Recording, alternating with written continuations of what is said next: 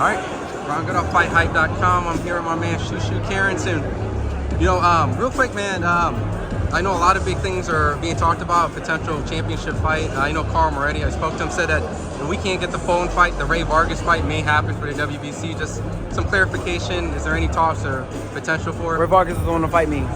That's just as simple as that. We were trying to, you know, we're trying to get that fight on the next Fatal Fury card. I think that's gonna be out in New York, but he doesn't want to fight me, bro. So it's the problem that I've been trying to tell everybody, man. That they see a young, hungry, you know, champion in the making coming up, and he's ready to take it all. And I feel like they're just scared. They just want to hold on to their little title name for as long as they can. To be honest, I could care less. I just want to fight, and I want to show the world that I'm the best. All right, Shushu. Donald Haynes, Fight View 360. I want you to put your boxing fan hat on. Yeah. We're obviously here, Rolly and Ryan. But I would like to, I don't want to get necessarily a prediction from you, but more so what you expect to see from the undercards leading up to the main event. So for instance, what are you expecting to see when Lopez and Barboza lock up in the ring? First and foremost, starting off with that, it's going to be a great fight because I feel like Barboza's been waiting for this fight for a long time. So he has that hunger. You're going to see, I feel like you're going to see some sense of urgency when it comes to Barboza. But I do feel like Teofimo's athleticism is what's going to take him over the edge. We have the second fight with Devin Haney and Jose Ramirez.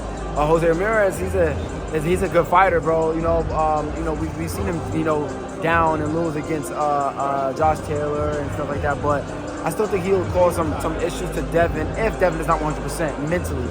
He's coming off this tough loss with tough fight. You know, they took the loss off the record, whatever. But with Ryan Garcia, he's been down multiple times in that fight, experienced things that he's never experienced before in his life, and then going through that whole loss phase, it'll mess up his mind, you know what I'm saying? It'll mess up his confidence.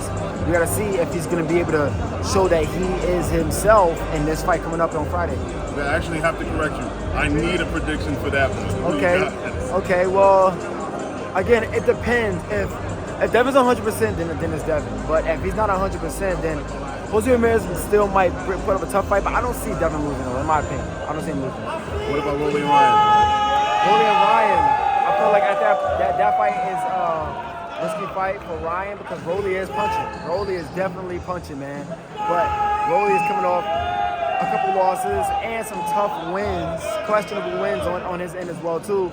So that confidence factor is big, that mindset. If you don't really believe in yourself and believe that you're supposed to be here or you're gonna beat this guy, you're not gonna do it.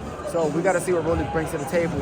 And Ryan, he's still kind of on the high. Granted, you know, the whole Austrian thing happened, but in his heart of hearts, he feels like he knows that he won that fight with Devin Haney fair and square, and everything he's done before then. He's been supremely dominant, beating these guys, knocking these guys out. It's always been a treat to watch Ryan Garcia fight. I feel like Ryan Garcia is the favorite for a reason, for those reasons. I can't really call it too much because those guys are cool with me, but, you know, it's going to be interesting to watch. Thanks, Shushu. Appreciate it.